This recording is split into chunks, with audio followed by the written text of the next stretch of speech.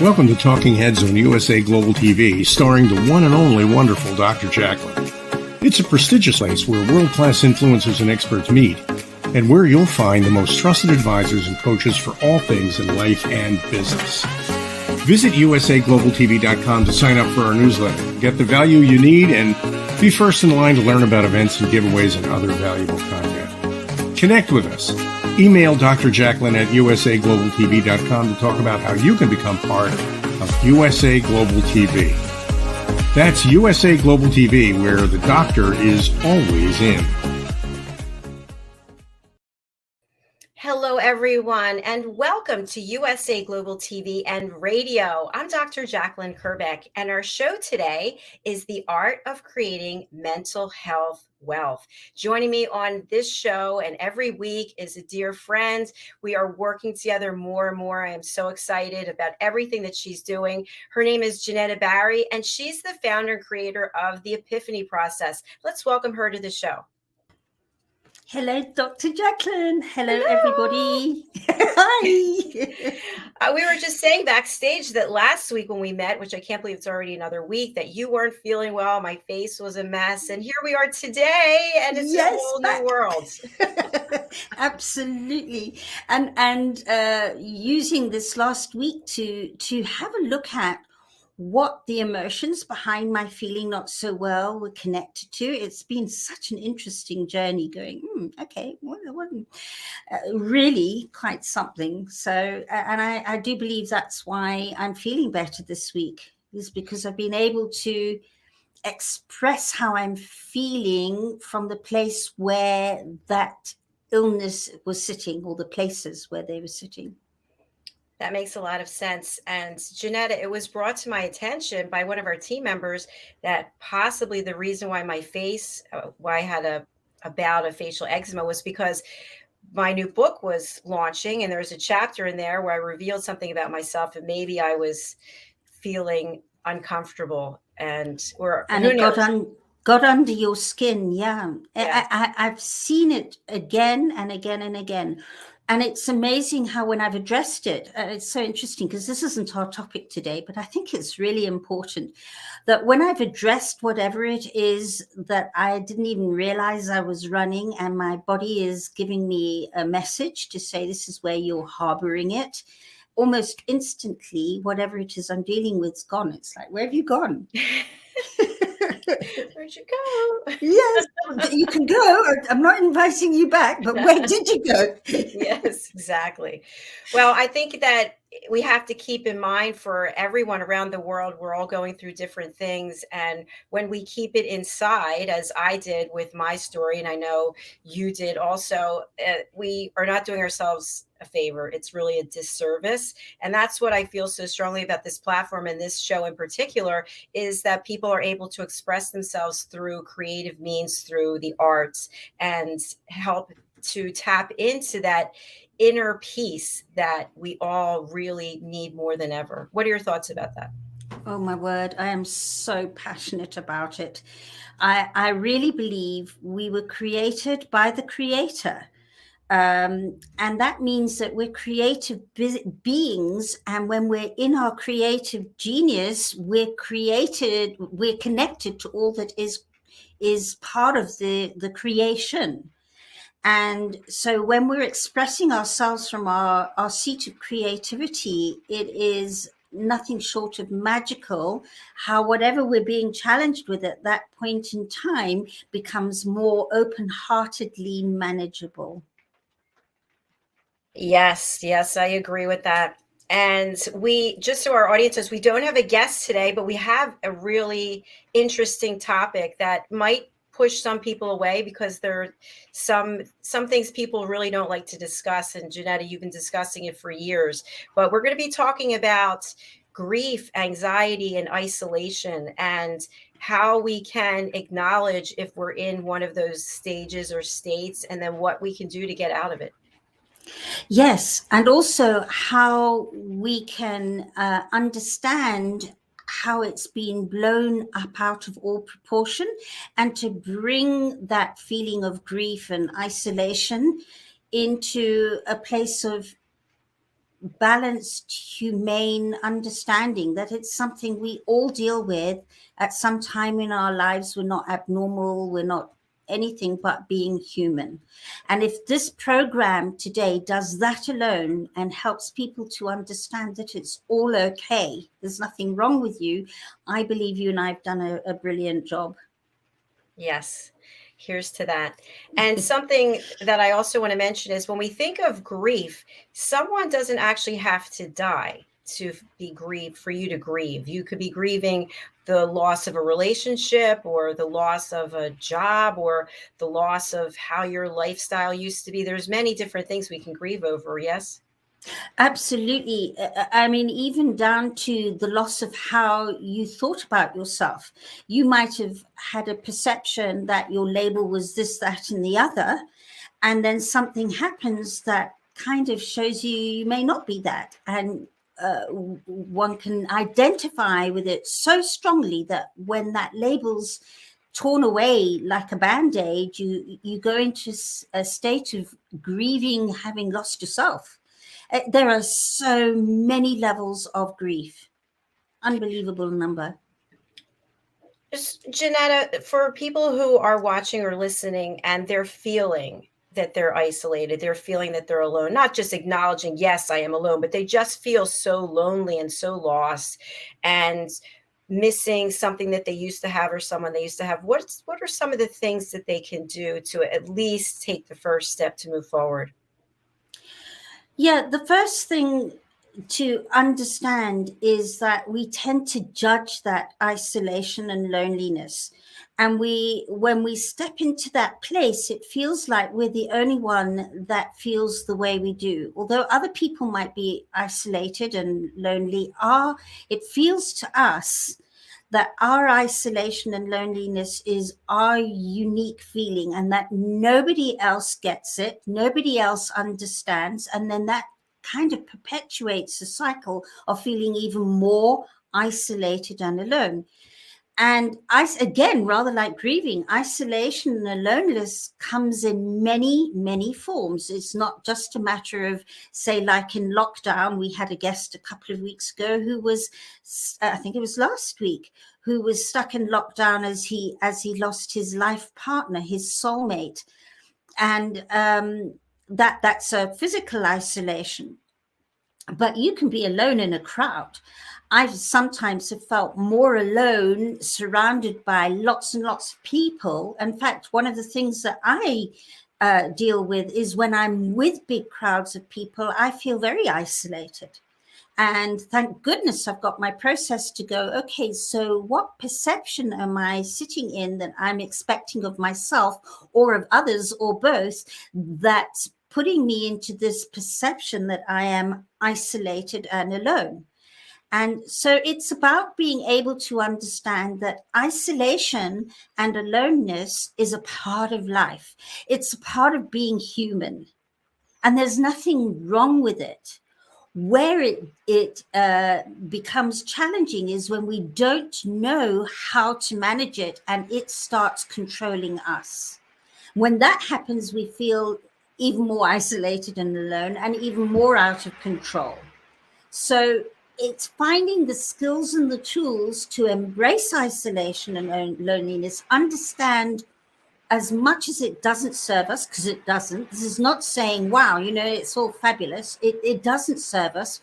But where equally does it serve us that if we never felt isolated and alone, we would have huge missings in our lives, which would probably make us feel isolated and alone.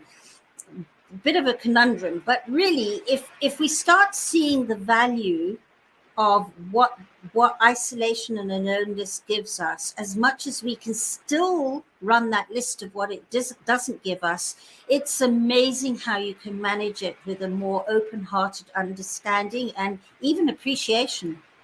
And excuse me, we've just gone into a big storm here in England. I can hear it, yes. Are you safe? So, yes, stay safe. It just sounds so awful. So if I'm shouting, you'll know what. That's okay. Excuse me. You mentioned about you a person feeling isolated and that other people don't understand. So in your experience, is it important that other people understand that? Excuse me. Well, part of the isolation and aloneness puts us into the perception that other people don't understand. And there's no doubt about it. No other person can really understand what you're feeling because they're not you. Each of our feelings are unique to ourselves. But having said that, when we go into the extreme perception that absolutely nobody really understands, it means that we cut ourselves off from those who are open-hearted, are understanding, have been through similar, and are able to support and nurture and just hold us in that moment of our unique isolation and aloneness. And the moment you've got that understanding, a problem shared is a problem halved. I love that. So it sounds like when you're feeling this way, there will be people who are not going to understand, but you can search out people who will understand, people who have empathy and compassion, and they've been in a similar situation and can help you get through yours. Yeah, exactly. It's definitely, we put I love my volume dial scenario, but we put the volume dial up when we're feeling isolated and alone, and it makes it feel far worse than it in actuality is. You know how often we worry about something might happen, and then this will happen, and then when it comes about, it's nothing like that. It's exaggerated what we were fearful about. Well, the same happens with isolation and aloneness in our darkest hours. It feels far bigger than in actuality it is. So when you can not only reach out to other people who have that empathy and go, oh, I so get you. I mean, how many times have you and I, Dr. JACALYN, gone, oh yeah, I get it. And we share notes and experiences. So when you can find like-minded people, not the ones, there's a difference between sympathy and empathy. Because sympathy kind of goes into that place of, oh yes, that's terrible, but at least you don't, and you could be, and you could have no job, you could be out on the streets, at least you have your family. That's sympathy. But empathy is when you meet other people who go, I can't even begin to understand how you uniquely feel right now, but I have been through similar, and I have noticed that when I express myself this way or that way, it's helped tremendously. Are you in a place now to want to share that with me? I'm here for you. And you're not trying to fix the person with sympathy. You're not even trying. You're sitting there present, expressing, and then the next thing is to just listen. And you know about that, Dr. JACALYN, being the listening mentor. Just listen. Don't try to fix. I'm so glad that you brought up these points. How many times have you had a conversation with someone and you're sharing something? How are you doing today? Actually, I'm not doing that well. XYZ happened. Oh, well, that happened, but at least this didn't happen because this happened to me. And imagine if you had to deal with this as opposed to that. You're lucky you have that. And then you just feel like you're not even acknowledged at all. Well, there's the isolation and aloneness, because it tells the person that they're A, not listening to them.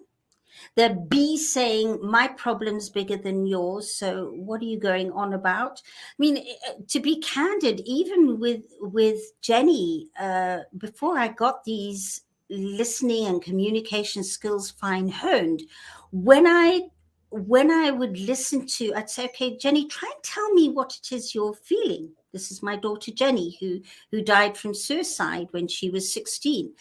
And she'd try and tell me, and I would sit there going, but Jenny, everybody feels like that. We all feel overwhelmed, and it's a part of life. So, don't feel overwhelmed. So I was trying to always fix her. And it felt for her that I was brushing over how she truly felt. And in a sense I was, because I was so overwhelmed. What happens is when you don't have those skills to listen and communicate differently, it's so much easier to just go into the at least, but you don't understand, you should and you ought to fix that person so that you can feel okay and you can feel better, because their overwhelm starts overwhelming you when you haven't got those skills. That is so on point. I love that. And we've got some comments from our dear friend Roland Friedel, who is living life on the wireless rocks platform, and he's in his RV traveling around. He writes, great content, ladies. It's all about active listening. And so many people don't take the time to listen and have no idea how much they miss. Great points, Roland. Thank you. So true. They're so busy, and often we overexpress ourselves and talk more than we listen because we're scared of judgment. That's the other thing. We're scared that we will be judged. So we have to kind of almost sell ourselves and go, this is me, and listen to me and my point, and this is how I should. So that's another thing that happens in trying to deal with an isolated person. And it gets to be boring, doesn't it, when a person's always trying to defend themselves, promote themselves, and they don't take the time to actually stop and listen. Yeah. And when you have that opportunity with someone, you remember it, don't you? You do. You really feel it. It puts a calm and a peace into you, and you feel like you matter. And we can all think back through our lives when we've had those interactions with people who were genuinely listening to us. Yeah. And it makes a difference. Yeah, even engaging. I would say it's that they're engaging with us, because as much as they're not just listening, that there's an engagement going on. Sometimes they're listening and responding with a look, body language, an action without actually opening their mouths. There's an interactive response going on when a person's engaged in listening and responding in whatever means. And you make a connection with that person. You do. You do. I mean, it's amazing how when you start learning how to deal with your isolation, because we all think that it's about fixing everybody else outside ourselves. It's about going out there and people need to listen to me differently and respond to me differently and understand me differently. And I wish they weren't so successful, so judgmental. So whatever the list is that we all run from time to time, by the way, that's the other thing. It isn't them and us. We all do it as human beings because it's part of being human. And when we're in the perception that it's about fixing everything and everybody outside our sphere of influence and within our sphere of influence and outside, we've forgotten, we actually lose our power. We forget that our power is within us. So it's about turning within and seeing where that judgment of not listening to ourselves and not responding to ourselves is sitting. And when you can go into those parts of yourself where you're running that judgment and respond to yourself differently, that internal talk, being able to acknowledge and listen to yourself differently and respond to yourself from a place of open-hearted appreciation. And when you start doing that, it's the most liberating thing. That's why I call my process the Epiphany process, because you literally feel yourself lighten up. It's like I feel so much lighter. You become more enlightened. Now I'm sounding something out of being a Buddhist or out of the Tao, but it really is about going within, inspiring. And going within and working on all the parts that we judge in ourselves that amplify those feelings of isolation. And the moment you step into your truth and your light by loving all the parts of yourself that you judge as being unloved and unlovable, when you start seeing how they are equally as lovable as they are unlovable, and how equally what we perceive as lovable is unlovable. When we can see the equal amount of love and lovable in every part of us, because we live in duality. So when we can understand that both parts of ourselves are an integral part of being a human, and there's no good or bad in it. We're perfect in the imperfection, and we're imperfect in the perfection, that both serve. Then we lighten up on ourselves and cut ourselves some slack, and life becomes enjoyable, and we become lighter, and people are drawn to us. And suddenly you find that people are naturally responding more naturally. They're more, what's the word I want? They're more open to responding from their hearts when your heart opens. Thank you so much for sharing that, Jenetta. We're going to take a break, but I have a question for you, which we may have to discuss when we come back. But is it truly possible to be at peace with yourself all the time, or to be at your peace with yourself more often than not? Absolutely not. And it's such a wonderful, wonderful question that I can't wait to discuss with you once we come back. Okay, perfect. So we'll answer that after the break. We're going to take a moment and hear from a couple of our sponsors, and then we'll be right back. Thank you. Meet the modern learner. Like most of us, the modern learner is short on time, on the go, and wants to learn on their terms and device of choice. The key is to meet them whenever and wherever they may be. The solution? Best-in-class content served up by the Engagement mobile learning platform, where the modern learner is at the center of the learning experience. For example, they can receive a text message that alerts them to a new learning module. They simply tap, watch, read and engage, or play a fun learning game. We transform your content into modules that are timely, accurate, academically rigorous, yet engaging and robust. Personality motivators are blended with modern adult learning principles to make it faster and more natural to absorb the content and have fun while learning. Our cutting-edge platform offers something for everyone. It can be an immersive experience where learners explore and engage based on what's relevant to them in that moment, or they can follow a set curriculum, earning badges and tracking points toward a credit or goal, or they can dive deeper into high-value professional content relating to their topic of interest. It's binge learning at its best. All this, along with an entire portfolio of real-time usable data and KPIs for stakeholders. Imagine, share up-to-the-minute news, enhance current curriculum, build knowledge banks, drive sales, and foster community in the push of a button. To learn more or see a demo, please contact support@engagement.com.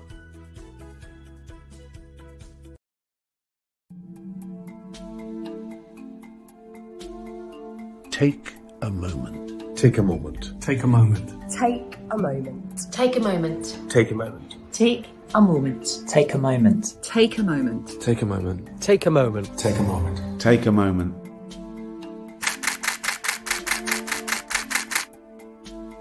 So I've had the privilege of photographing some incredible people over the years, and during each shoot I've asked the subject to close their eyes and take themselves to a peaceful place just for a few seconds.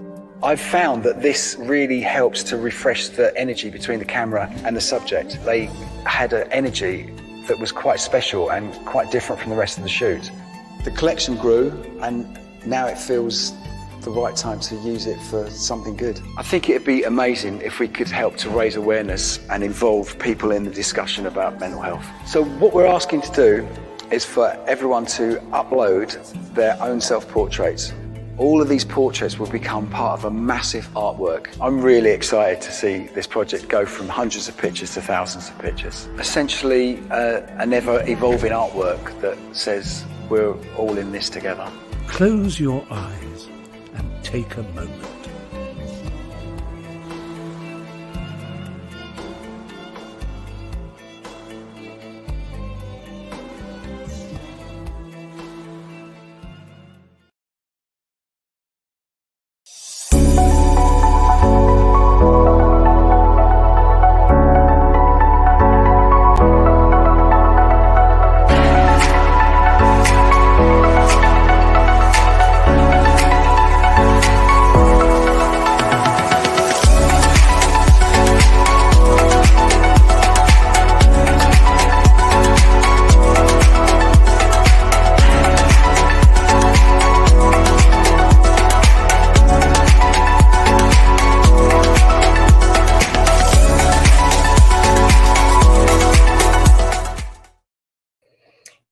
and welcome back to USA Global TV and Radio. I'm so excited about our topic today here on our show, The Art of Creating Mental Health Wealth. Let's welcome back my co-host and friend, Jenetta Barry, the founder of the Epiphany process.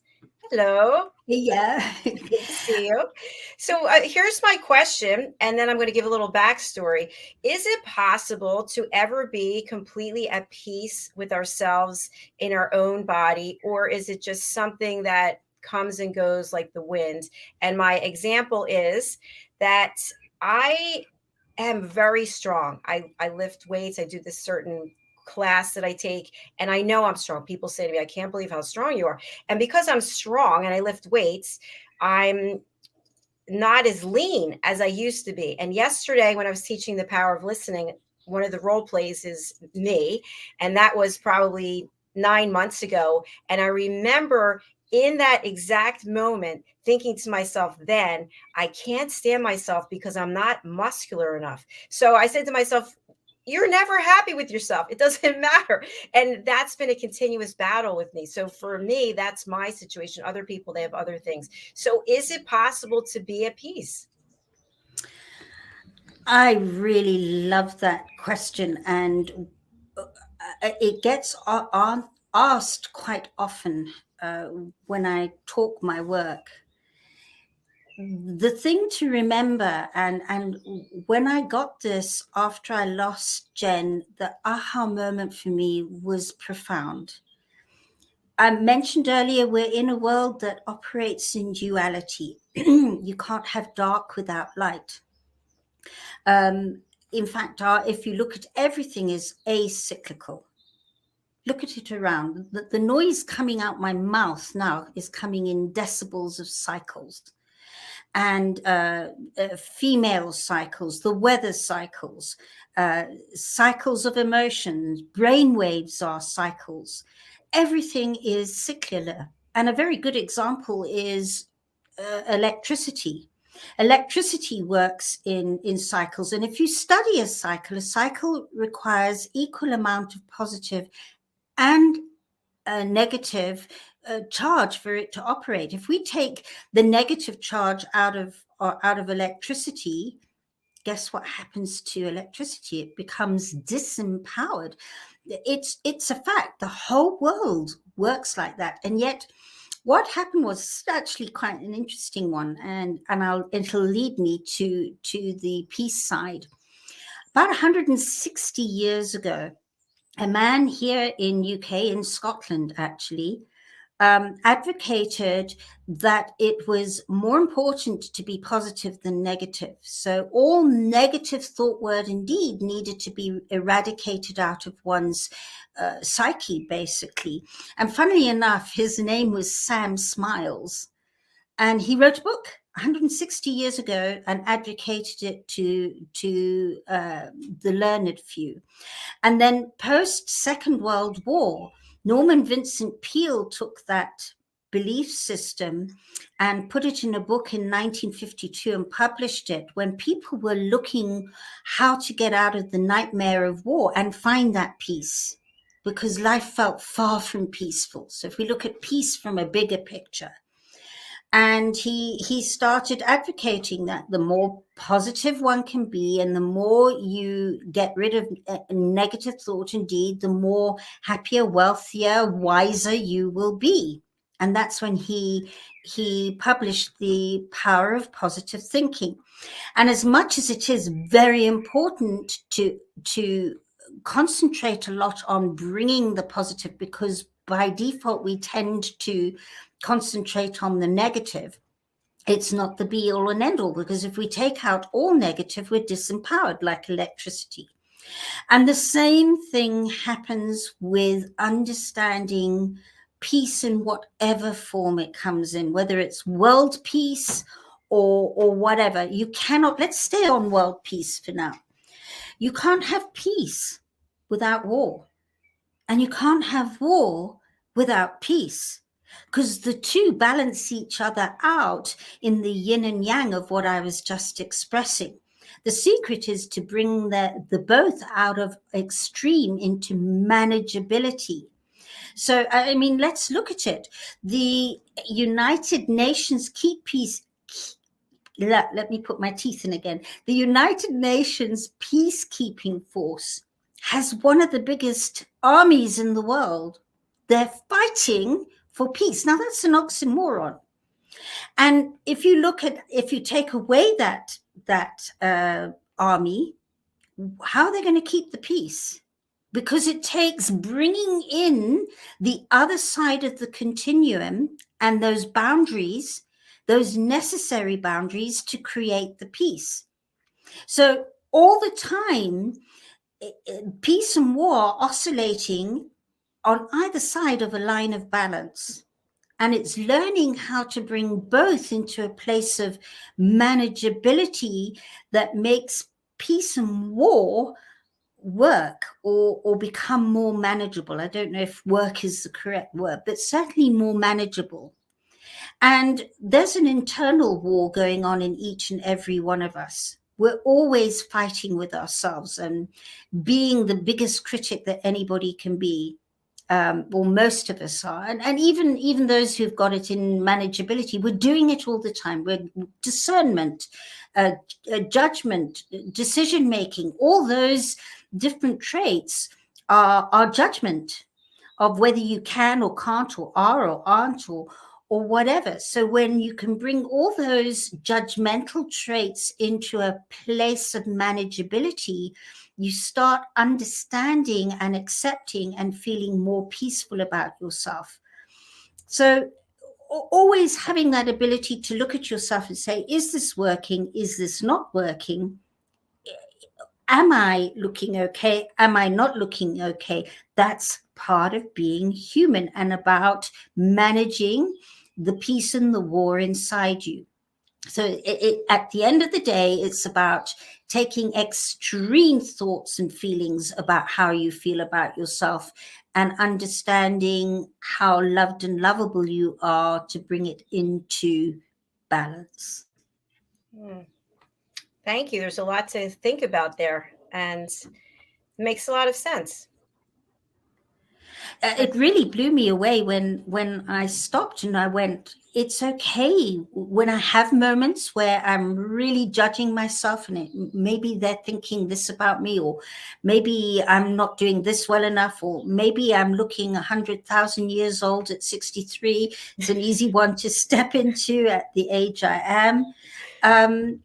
It's all there. We all do things like that. It's part of being human. And thank goodness I'm now able to step into that place and go, and I go each side using these incredible questions that suddenly you get it and you go, and there's this, oh, I'm okay. I'm all right. And an amazing feeling of acceptance on the journey of understanding that the next thing you're not feeling so peaceful about now has permission to come up to your conscious consciousness from your unconscious consciousness where it's been buried.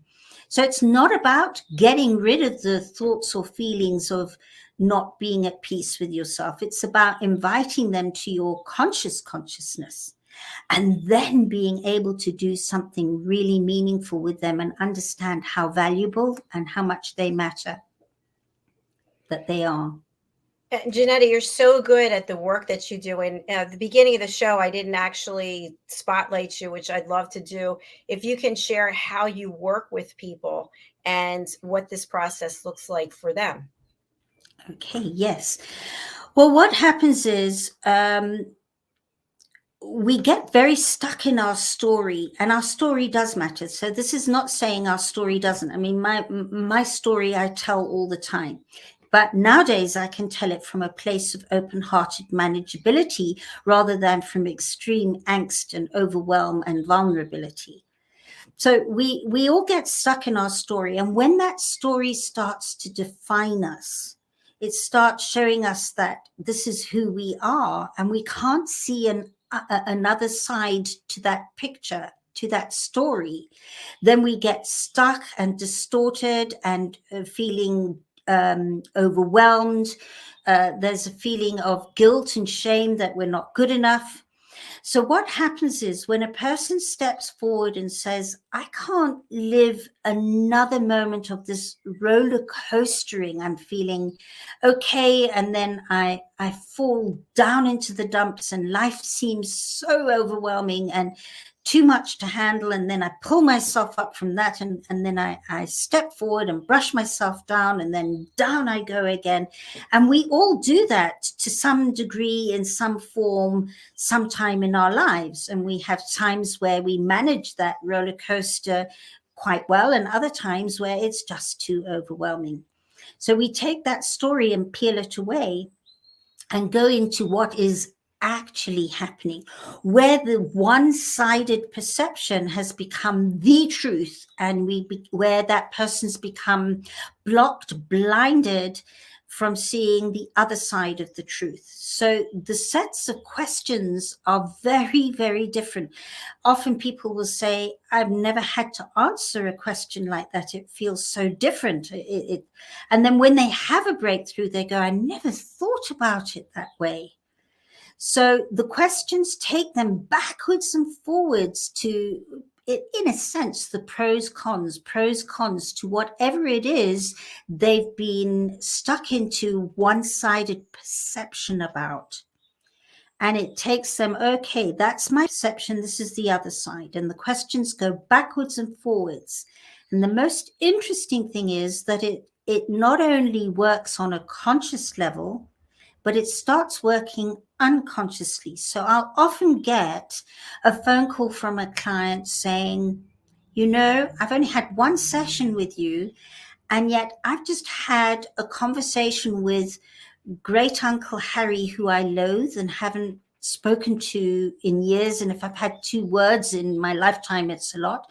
I've had a half an hour conversation where I was able to speak my truth from both sides of who I am, and speak without being feared of being judged, or them getting angry or ostracized, or me getting angry and wanting to ostracize them. I just spoke my truth, and I wasn't attached to whether they agreed with me or not, or how it went. I just knew it was my truth. And that's the thing that creates that inner peace we were talking about, where you can authentically speak your truth on a conscious and an unconscious level, because that what they did then after one session came out from their innate genius. In other words, when you can peel away the extreme, overwhelming distraction from overthinking and overfeeling, feeling to the extreme feelings, when you can peel away those two, suddenly you can access your inner wisdom to a point where it just comes out, and you go, where did those words come from? That was so wise. They came from me. Because it's there, it's just blocked, blinded, and distorted from our extreme attachment to overthinking things through, or feeling over emotional. Jenetta, are you available to help people now? Do you have any opportunities left for people to contact you? I'm very aware of pacing myself out so that I'm not overly booked, but I do have space for people. There's always, I know when a person is ready, because there's that point where they reach me going, I cannot live another minute of this roller coaster of feeling okay, not feeling okay, feeling okay, not feeling okay. And I will do whatever it takes to get through it. Then they're ready to work with me. In fact, there are 2 types of people or client. The one is that they're comfortable being uncomfortable. So there's something within their pain that's serving them. It could be that they feel they matter when they're in pain, because people start listening or start reacting when they perceive they weren't being listened to or reacted to before. It might be that it gives them a label, that makes them matter. There are a whole myriad of reasons why one gets attached to whatever feels internally painful on an emotional, mental level. And when there's too much serving you in experiencing that pain, and you're in the perception that letting go of it means you lose all that support and those labels and you don't matter anymore, it's almost impossible to do this work. But when you get to a point where you go, I can't literally take another minute of being the way I am, I will do what it takes. That's where I got to that day I crossed the road and remembered I still had choice after losing Jenny, my daughter, to suicide. I thought I was stuck in this pain and this loss and this overwhelm and this grief for the rest of my life. And in that moment where I remembered I had choice, it enlightened me to remember there's more than one way of being. And I was prepared to find out what that was and work it. So the moment you are at that place where you can't take another moment, you're uncomfortable, feeling uncomfortable, it's too much, then you're ready for this process. And how do people reach you? I'm very approachable on the epiphanyprocess.com. There's Jenetta Barry and the Epiphany Process on Facebook. We're on Instagram, Jenetta_TEP, the Epiphany Process. Also Twitter. You can message me in any which direction, but the easiest way is from the website, and it'll give you some more insight there too. Thank you so much for another great show and sharing all of this really important information with me and with our audience as well. And thanks for the online coaching. An honor and pleasure, as always, with you. Just love our energy we co-create. I do as well. And I look forward to seeing you right after the show. Wonderful. Lots of love. And to everybody out there, can't wait to see you again this time next week with lots of love in the meantime. Namaste. All right. Thank you so much to everyone who's watching and listening. We really appreciate it. And thanks for spreading the word. We have more and more people coming to our channel. I just want to share with you, in case you missed the big announcement, that my second book, Adversity to Awesome, is available, paperback or ebook. This is a compilation of 12 chapters. And I have one chapter and there are 11 others by different authors. So please head over to Amazon, pick up your copy. This book is meant to inspire and bring hope as people take down the wall and share their story of something that happened to them in their life that they kept to themselves, in many cases like me. And now they've put it out there so that other people can walk into their light and be their own lighthouse. All right, that's all we have for right now. We'll be coming back with the United Kingdom news and culture. So please stay with us for that. That is at 11 a.m. Eastern Standard Time or 4 p.m. British Summer Time. We'll see you again soon. Bye.